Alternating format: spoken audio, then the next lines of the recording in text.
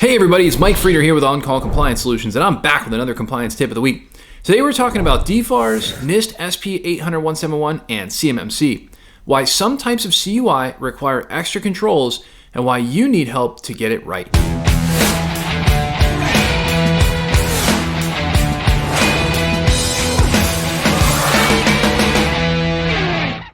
So hey, if you're a defense contractor who's feeling overwhelmed, tired, and alone, trying to understand all of this DFARS, NIST SP 800-171, and CMMC compliance stuff, I've got great news for you. You've found your home here at On-Call Compliance Solutions, where we can help you transform into your company's on-call compliance hero. Let's jump into it. So today we're diving into a topic that can make even the most seasoned compliance pros break out in a cold sweat. Dealing with CUI, or controlled unclassified information, especially when it's the fancy kind, like NNPI, which is Naval Nuclear Propulsion Information, or UNNPI, Unclassified Naval Nuclear Propulsion Information. If you're sitting there thinking CUI is CUI, right? Well, no, not quite. While most CUI falls under what is called CUI Basic, which means you need to follow the standard NIST SP 800-171 controls and CMMC Level 2 requirements, certain types of CUI, like NNPI and UNNPI, just to name a few, are considered CUI specified.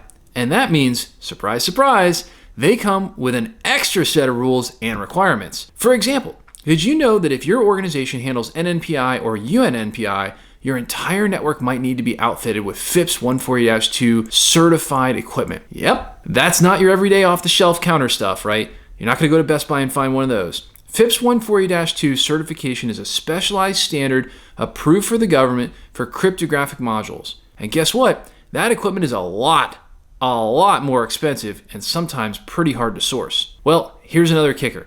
If you don't know this up front, you could find yourself deep into a contract only to realize you've got a compliance gap the size of the Grand Canyon.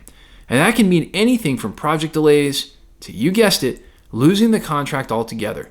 Or even having the government come in and literally shut down your operating network so you can't work anymore. Not to mention, an assessor will likely catch this during a CMMC or NIST SP 800-171 assessment, and it could spell disaster for your compliance status. So how do you avoid this mess altogether? Well, it starts with knowing exactly what kind of CUI you're dealing with. It's not just a box to check. It's a critical piece of understanding that your compliance requirements. This is where a proper CUI flow control notes document comes in handy. And it's also why you need experts who know what questions to ask and what landmines to look out for.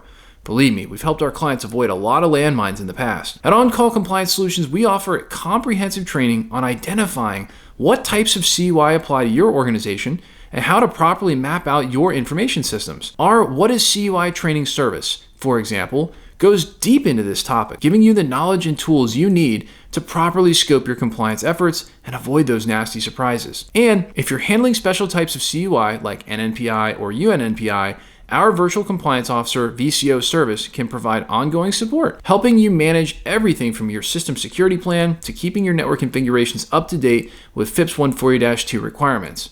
It's like having a compliance superhero on speed dial. And who wouldn't love a little Superman action? So before you start buying new equipment or scrambling to meet last-minute compliance demands, I definitely would recommend giving us a call.